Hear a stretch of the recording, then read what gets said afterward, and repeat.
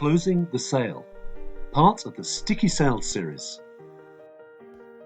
Have you ever met a seasoned salesperson who is just a natural at it? Some people seem to have that air of confidence when it comes to sales skills, inspiring awe and envy among those of us who witness their approach to selling. These individuals have a certain confidence that shines through, particularly when closing a sale. For the seasoned sales superhero, the close is never overtly adversarial, nor is it pushy. The expert salesperson knows that the close is the heart of the sale. Without this essential last step, a sale is not a sale. Also, remember that it's not a sale until it's been paid for. This may seem blindingly obvious, but it is something that often goes overlooked. You have to ask for the order. Asking for the order can be especially nerve-wracking if you've faced repeat objections or other challenges in earlier parts of the sales process. Hearing a stream of assorted objections can lead you to feel that your prospect is slipping away. But if you've done your job correctly and asked for the order, you will close the sale.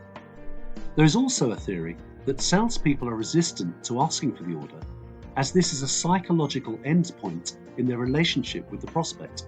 And if the sale is progressing well, they may lose the traction and goodwill that they've worked hard to create. Don't do a hard sell.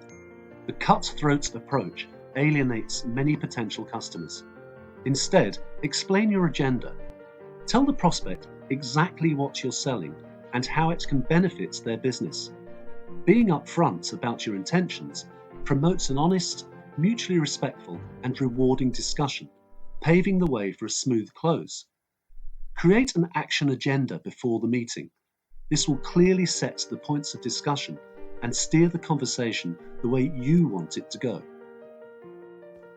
One of the best ways to make this happen is to connect your approach to closing a sale to your prospect's needs. Kindly remind them that if they need to achieve their goal, whatever it may be, your business is the only viable option to aid them in their endeavors. Reconfirm a list of action steps and check with the client that they're in agreement with them. If they are, then you know they're pretty much on board. If they hesitate for whatever reason, extract the objection in their mind and deal with it there and then. Don't shy away from creating a deadline. Seeing a deadline can subtly indicate that you don't need their business and that they need to take action if they want to. If your prospect gives you every indication that they're ready to buy, act quickly to get the deal done and dusted.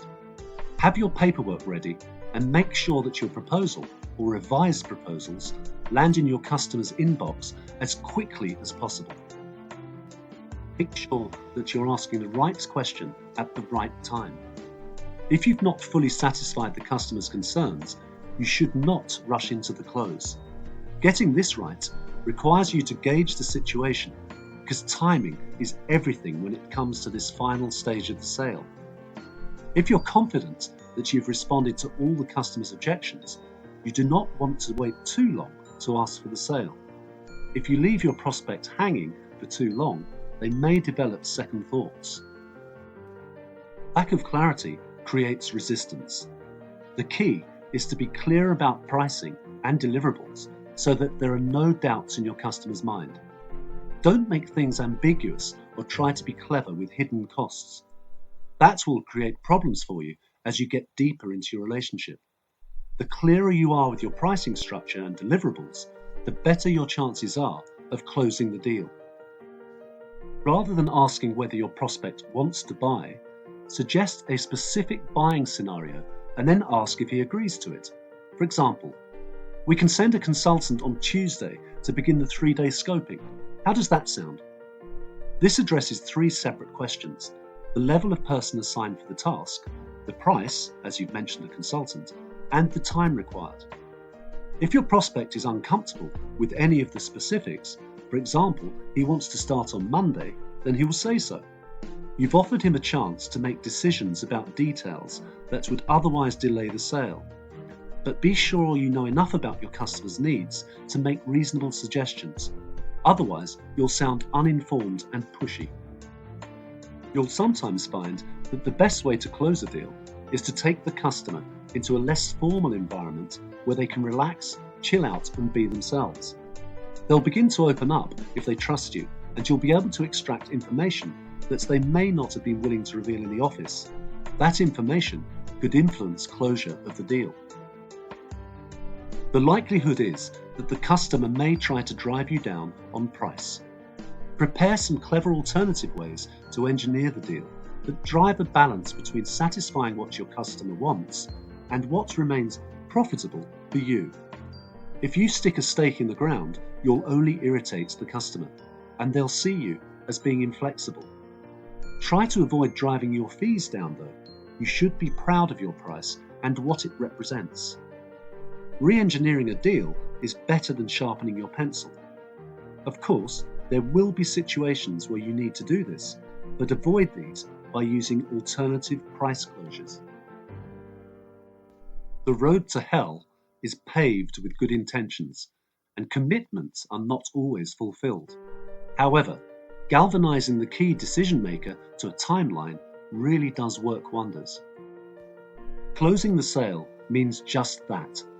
You've reached the stage in your discussions with your prospect at which you believe the matter can be closed or concluded to his and your own satisfaction. Assuming that you've qualified the opportunity and successfully presented a solution that will fix his pain point, now is your moment to strike. Here we look at the 15 most tried and tested sales closing techniques, but use them wisely. Some are riskier than others. Which technique you use depends on your personal relationship and your intuition as to what will work with him individually. The alternative choice close. Would you like that to be installed on Friday or Monday? The apology close. I'm really sorry. I must have missed something out or not given you the right information, as you still have some doubts. We both know this product's absolutely perfect for you, so it really is all my fault. The assumptive close. Here, use my pen. I've got the paperwork ready. The balance sheet close. Let's put together a list of pros and cons on whether you should buy the product. The cradle to grave close. There never seems to be a convenient time to make any decision in life, so let's put this to bed now, shall we? Direct close. Are you ready to place your order? The emotive close. Your business means a great deal to me personally. Can you see us working together in the coming months? The indirect close. How does that look? The minor points close. Would the installation be better for you on Friday? No? Okay, let's keep it scheduled for Monday. The negative assumption close. Do you see any reason why you wouldn't buy this product? The pressure close. You will need to make a decision today as the stock's nearly gone. The puppy dog close, or proof of concept. Before you place your order, I'll leave the product with you for a few days. The selfish close. If you place this order with me, I'll make my target. Sharp angle close. If I can guarantee to install next Monday, do we have a deal? The take back close. Despite our previous discussions to the contrary, you seem to have a slight problem with something. Would you prefer that I just go and leave you in peace?